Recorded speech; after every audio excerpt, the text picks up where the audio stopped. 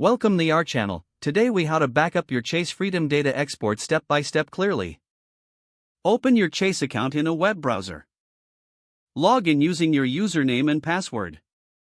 Navigate to the Accounts tab on the dashboard. Select Chase Freedom from your list of accounts. Look for the Statements or Activity section.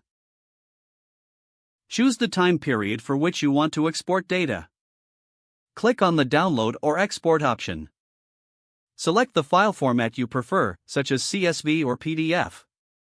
Confirm your selection to initiate the download.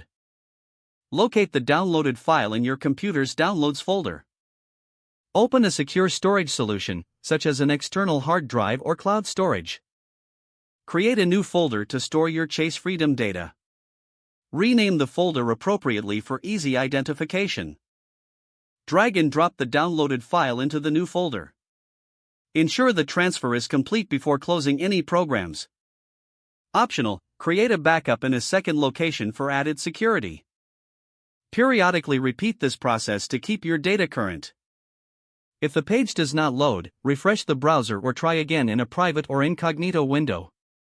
Make sure you are using the correct email address, then retype it carefully to avoid small typos.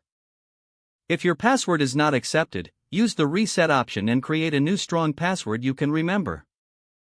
Check your spam folder for verification or security emails, then complete any requested confirmation steps. Enable two-factor authentication if available to improve account security and reduce unauthorized access risk.